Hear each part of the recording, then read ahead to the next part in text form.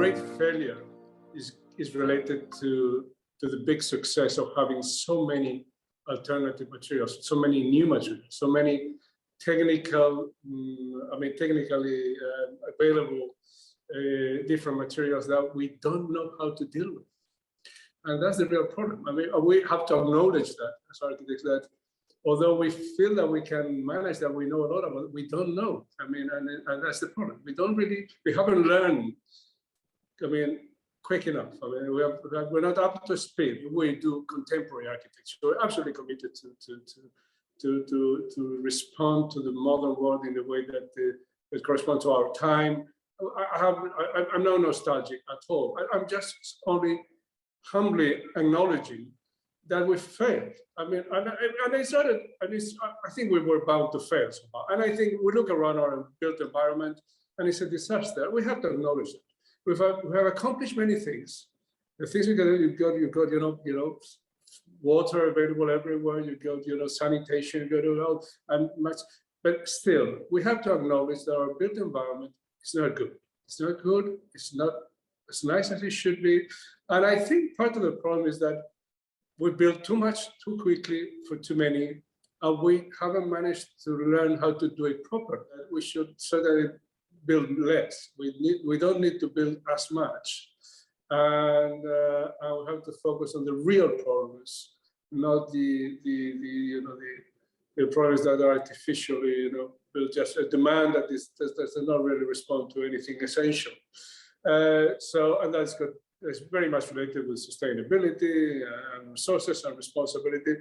But I think we should stop and think also about the form of that, the shape of that, the aspect of that, the emotions that go with that.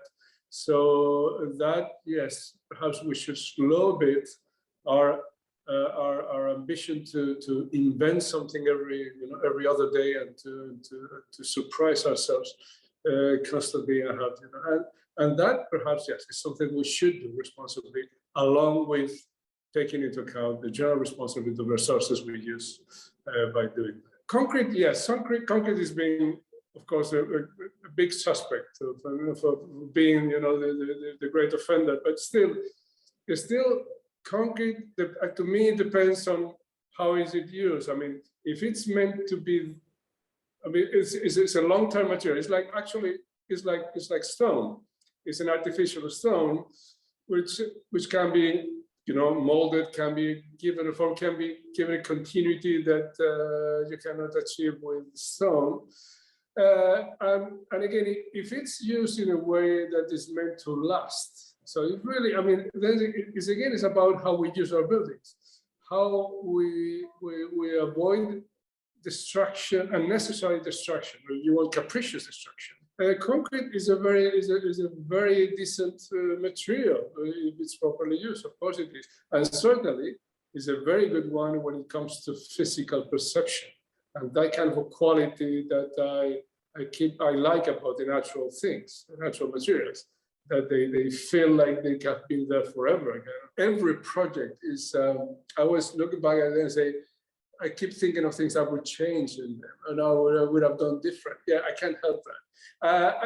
Having said that, it also happens that I sometimes think, well, it is all right. Something that I had many doubts, or even sometimes I had been somehow imposed because of external factors.